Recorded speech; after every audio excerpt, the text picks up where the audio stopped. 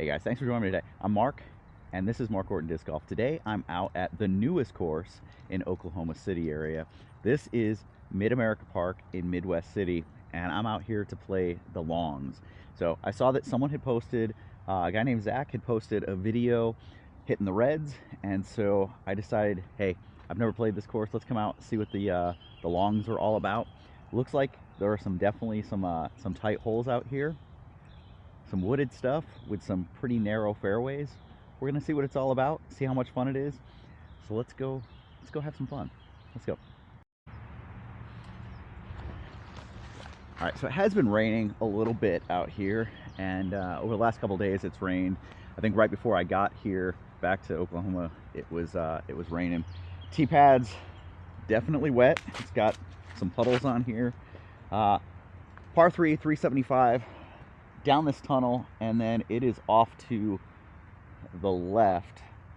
Looks like it's about as far down as the red basket is. Something that goes pretty straight and then fades out towards the end. All right, hole one. Let's get this started. Discs are a little bit cold. They've been out in the car overnight. We go with the DD2.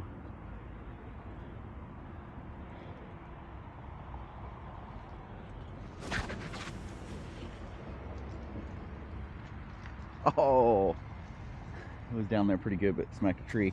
2 off the first. I'm gonna go with the Emperor. A little high. Oh, but it snuck through. That might be down there. All right, we'll go take a look. All right, so the Emperor got me in a pretty decent spot over here.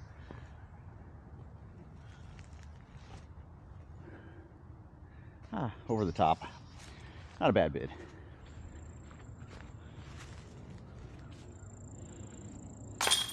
Our hole 2 is a par 4, 460.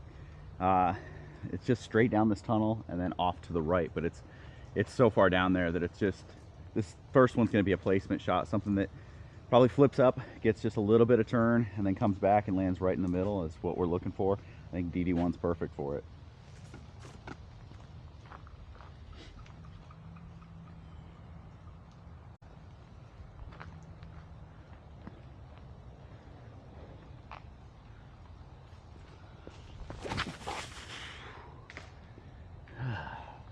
A bad shot. Okay, so that was a pretty pitiful attempt there. I think I'll go with this Essence. It's a pretty stable Essence. It's not going to flip up too much, so I'll put it pretty flat. And I was completely wrong. It flipped up a lot, and I threw it horribly. And I didn't see it go anywhere.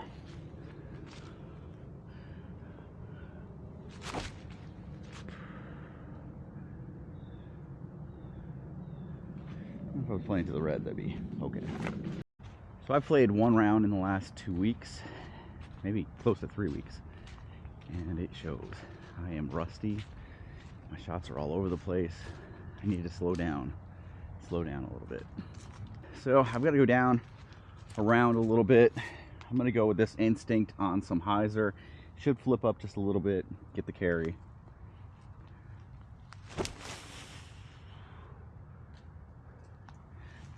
All right, clipped a little vine over there. Not too bad though.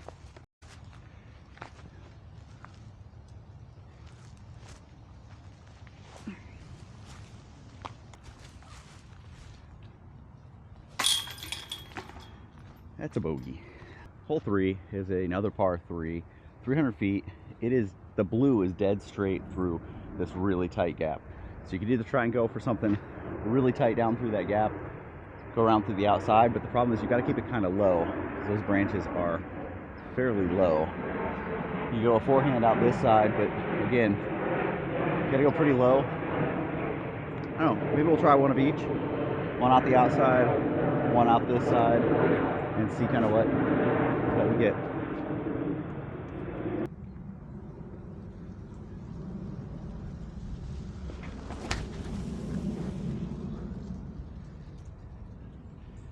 Kept that one a little too low. All right, I put this one a little bit outside over here. Gotta get it under the tree. Wow.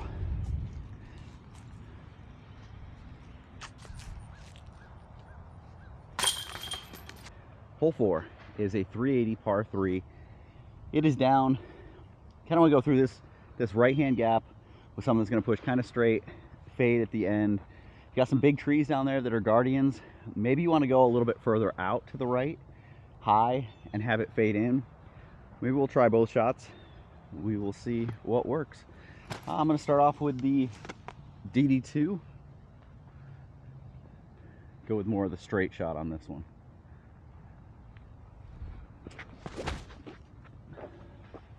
I got some turn on that, so it's a little bit more to the right than I wanted. Not horrible though. All right, next shot, I'm gonna go with the DD3, the Premier Line Q Series DD3.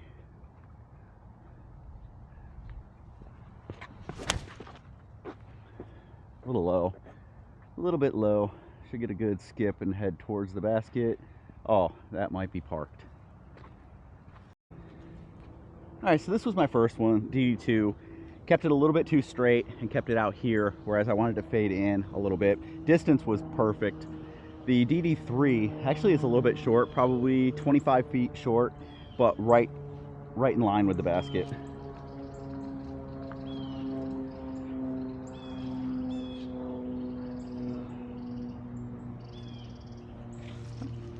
That will work. Yeah, and here's where the DD3 ended up, fairly close. All right, hole 5 is a par 4, 480, and I'm not exactly sure.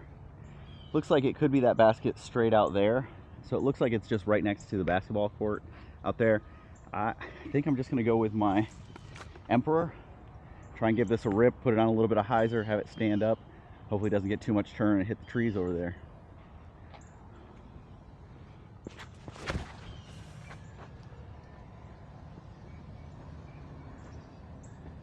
That's really nice.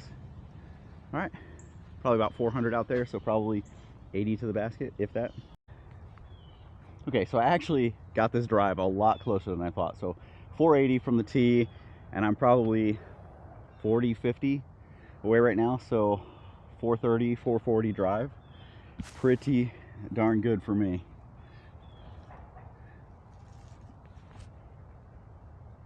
Oh, that would have been nice.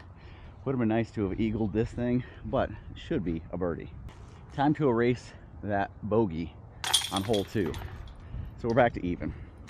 Hole 6, par 3, 375, straight down through there. You've got a tree just on the left-hand side here, so you want to favor something off to the right that's going to come back a little bit. And then it looks like you've got 2 guardian trees right at the basket. I'm going DD2, out just a little bit to the right.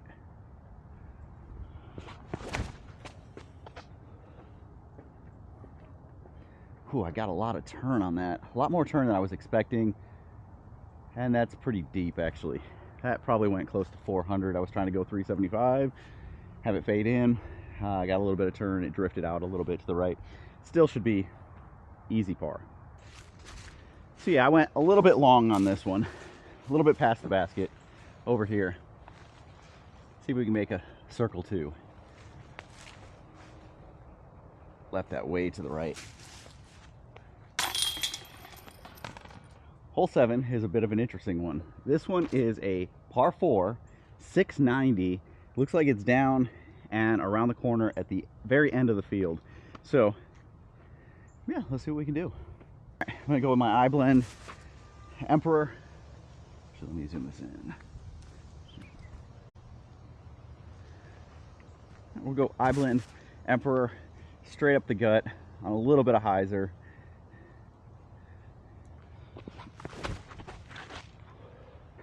Get some turn, please, please, please. That bounce was not, that skip was not good. So I needed that one to have a little bit of hyzer. It had a lot of hyzer. So it didn't even get completely back up to flat. I didn't put enough on it. And so what ended up happening was it it flattened out a little bit, carried, but then faded pretty good. Hit a skip. Oh, and there's a creek down there. Son of a bitch. Hopefully hit a tree.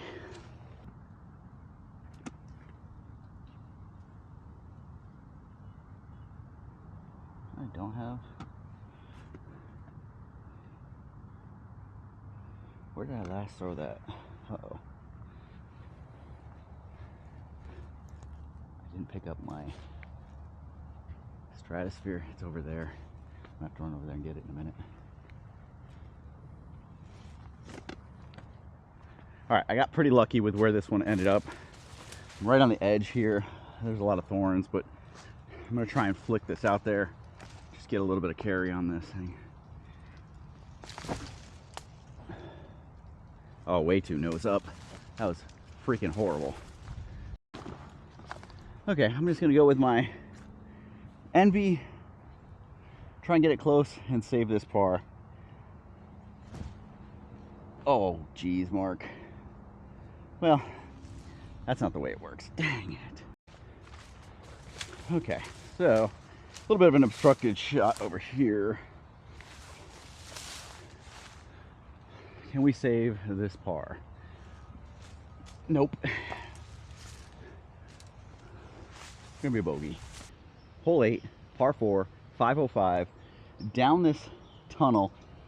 If you follow really close on the right hand side, you can see the red basket down there, and then it is another 115 feet past that and off a little bit further to the right.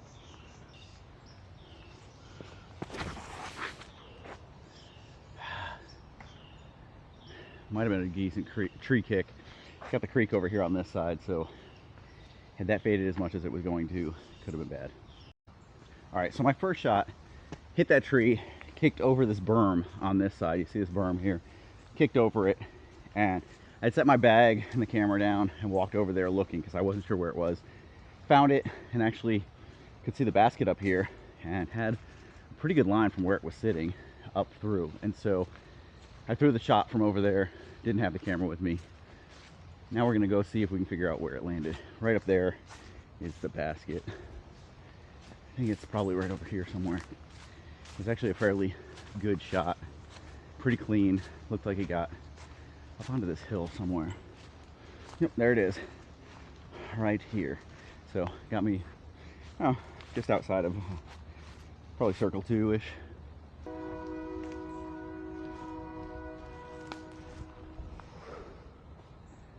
All right, right under the basket for a par. Hole 9, par 3, 340. Straight down through there. There's a clump of trees. It is right behind that. I'm gonna go with the FD showstopper. Just kind of go pretty straight at it.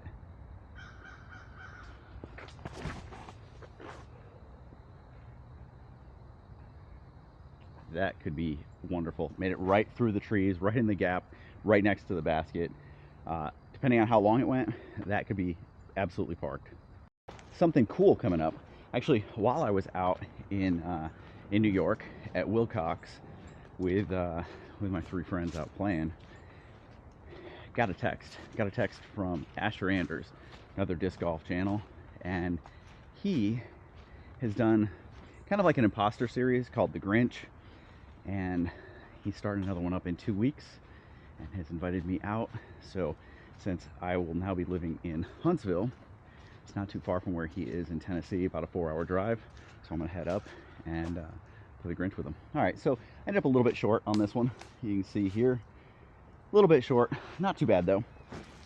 Good line, great line getting over here.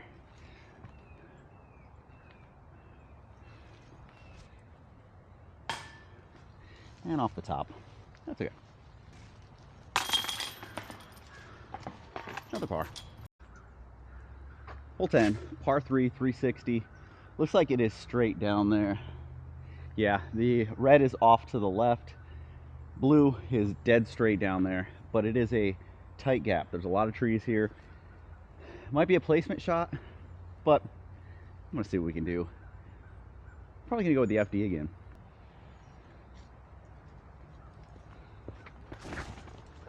Really low. I mean, as far as placement shots go, it's great because I hit the gap I was going for, just threw it dead straight into the ground. Well, nice little upshot from here. Oh, that was weak, Mark. I mean, from back here, this looks like about as bad a position as you could possibly be in. I can't, stretched out, I can't see any chains there. I can on this side. Oh boy.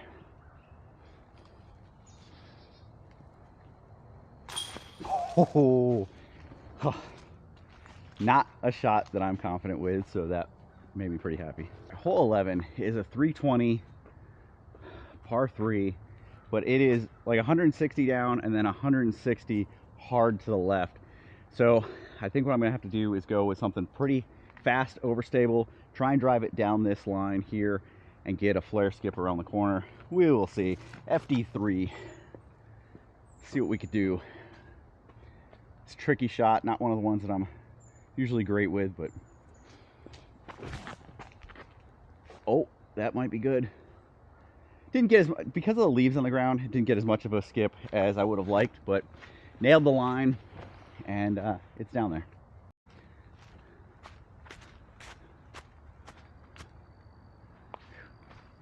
So I will say that for the long basket, going a little bit shorter off the tee and being over just where the turn starts is a lot clearer. What I'm going to do here is actually go a little bit wide, something pretty overstable, my Racer Claw 3, pretty high, let it dump in, see if it gets to the basket.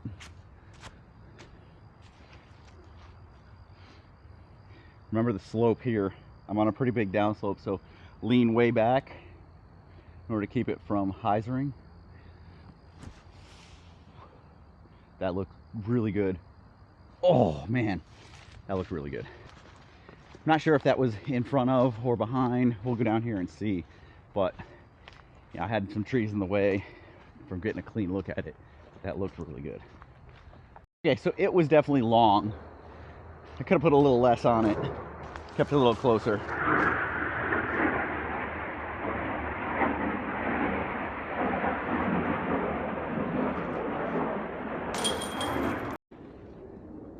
Hole 12, par 4, 400 feet. Looks like it is a fairly straight tunnel most of the way, maybe slightly sweeping to the left. The red is definitely to the left. This one's tight. There is no obvious line here.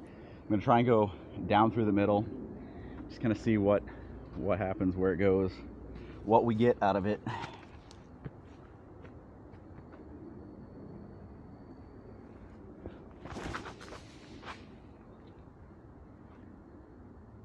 Probably a little bit too much fade. I'm probably pretty close to like the red basket down there, but that's okay. Sometimes when playing a course blind, you get lucky and you end up going where you really needed to go. So there's the basket up ahead. My disc went down this fairway leading to that basket, and so I'm actually set up for a fairly decent shot.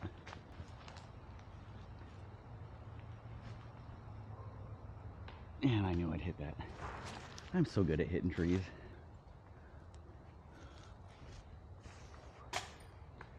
Ooh, close. Off the band, or off the top. All right, par. Hole 13, par 4, 405. This one is another one, kind of like the last one, with not a big gap, but it does look like something that you're gonna have to throw straight with a little bit of turn and then have it come back.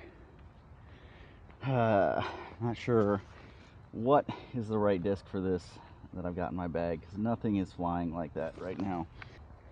All right, we're gonna go with the Stratosphere. Flat, maybe just a little bit of anhyzer. See if we can get it to shape up the way we need it to.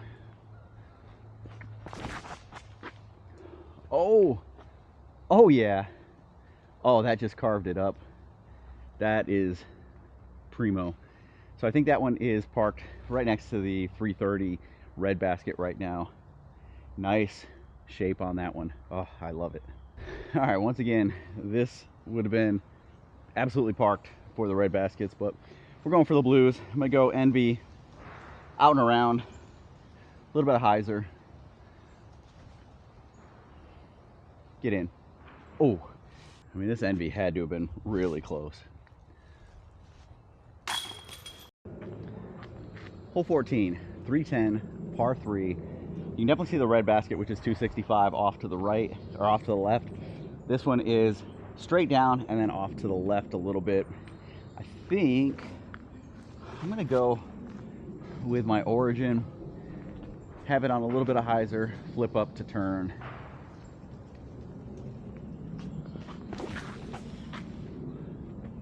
Okay, way too much hyzer, no flip up, no turn.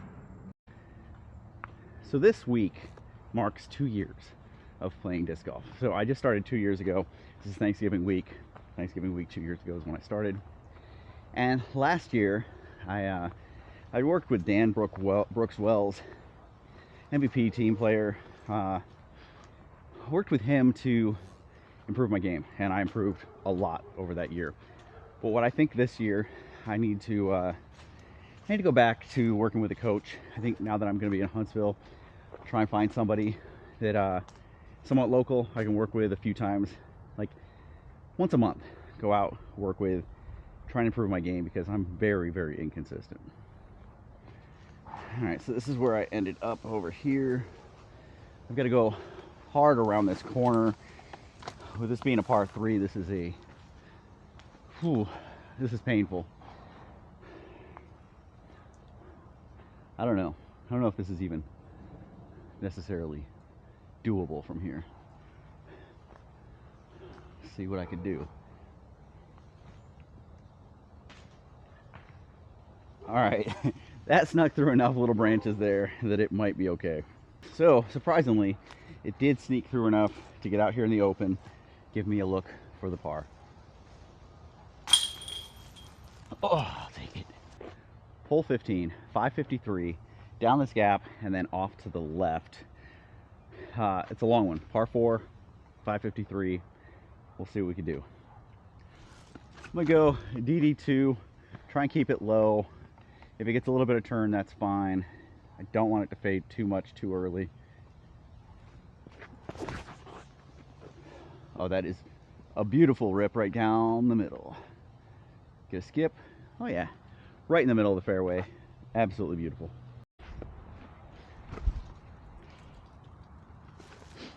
Okay, now where I landed sets me up really nicely for a forehand line through this gap. I thought I was gonna have to go around all these bushes here, but it does look like there's a nice line here. I'm gonna go FD1. Pretty stable. I'm not sure if I want to go in between these two trees or on the outside. I'm thinking outside, but that tightens up pretty good, so I don't know. We'll see.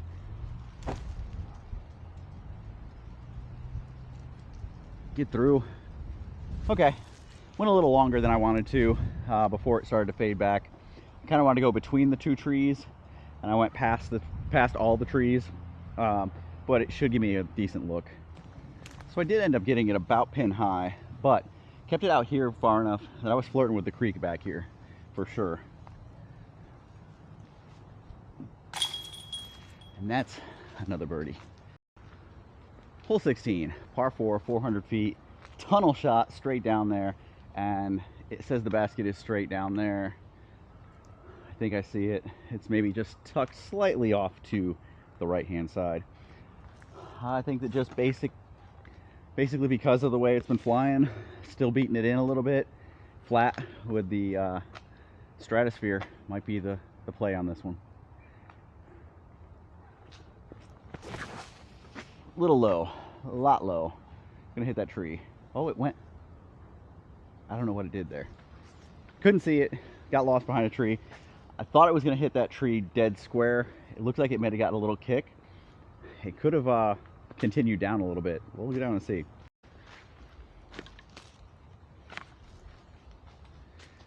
So I ended up pin high for the red basket right here, and not a bad look for the blue down here. Get around it. All right, maybe just slightly deep, but that's a great upshot for me. Should be another birdie look. For 3 birdies in a row, I believe. Yeah, it takes me 2 under. A lot better. I was sitting at 1 over, even 1 over for most of the round. So now that I'm under, it feels a lot better. Hole 17, par 4, 430. It looks like it bends around to the left.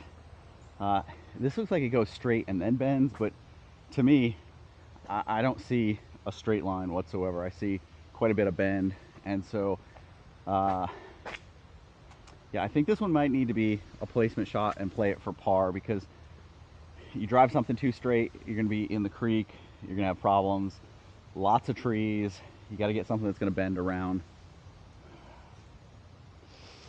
I may go balance just to get that turn, or to get that fade around there.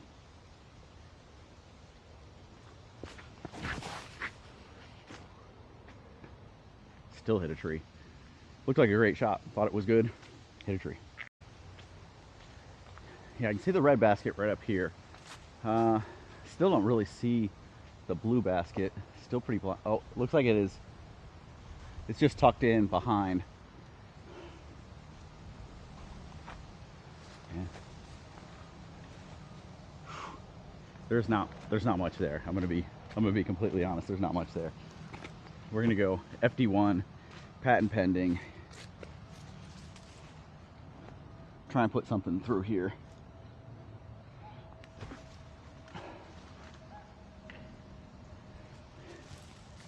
Might not have been a bad kick. I don't know. Honest, even playing this one for par is somewhat tricky.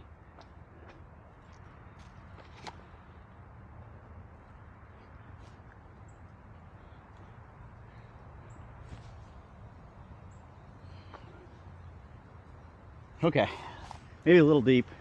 Didn't bring it in quite as much as I wanted, but it should be a par putt.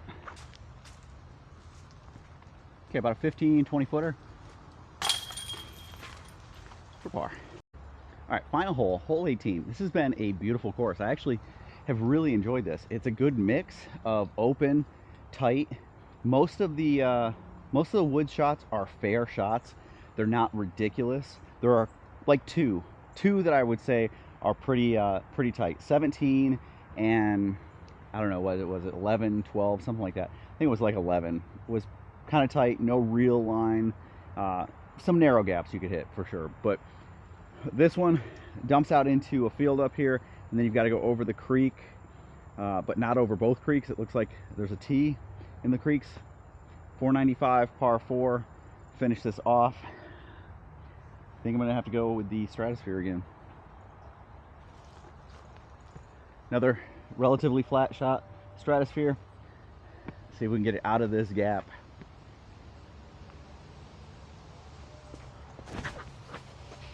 Well, not a great shot, but could be okay. Put that really high. That's not my normal shot, normally pretty low, but put that one pretty high. Got some kicks. It's gonna be tight. Okay, so this is not as bad of a lie as I thought it was gonna be. The problem is I've got a creek between me and the other side.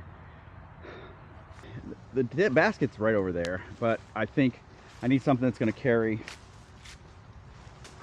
I think I need something that's going to carry over this water. A little bit of stability. And I hit that tree. Well, not horrible. Not a great break. If I had carried over that, that would have been nicer. All right, so based on where this is, this definitely had enough steam to easily have gotten across this creek and been over there. I'm gonna go with the zone, kind of out a little bit wide, a little bit high, have a crash in towards the basket.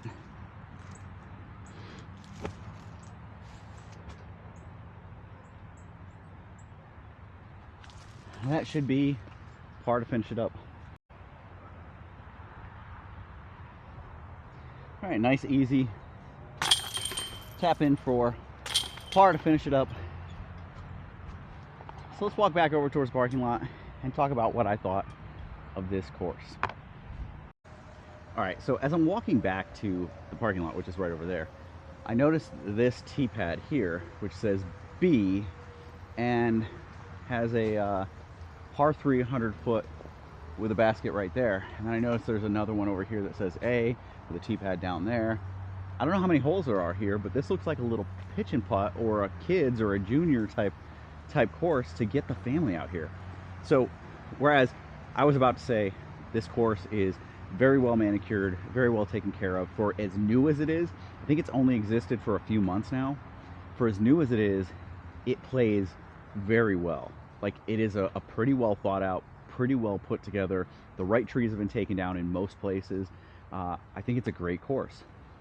I think that with it being this close to Oklahoma City and the number of people that play around here, this could become the premier Oklahoma City disc golf course. This could become one of the top disc golf courses in this state, if not the top, just based on its location, what it's got going for it, and then having something like this where kids can come out and play a little short 100-foot hole. Another one over here, that one looks about the same, maybe a little bit longer, depending on how many there are here. Have a little fun round for the kids. I think this is great. I think this is one of those courses that as more and more people get to know it, it's going to become a popular, crowded place. It's kind of off the beaten path a little bit. It's not as in the middle of everything as like a Will Rogers. But you know, I was out at Mitch Park at Ty Cunningham course 2 days ago, and it was absolutely packed. So having another course in the area that can spread the people out, I think is a great thing. And I will definitely be back to this course. And if you're in the area, if you're in the OKC area, Midwest City area, Tinker Air Force Base, anything out in that direction, hit this place up. It's where you want to come. It's where you want to play. Very fun course. I will definitely be back. Thanks, guys. Appreciate it, and I will see you guys next time.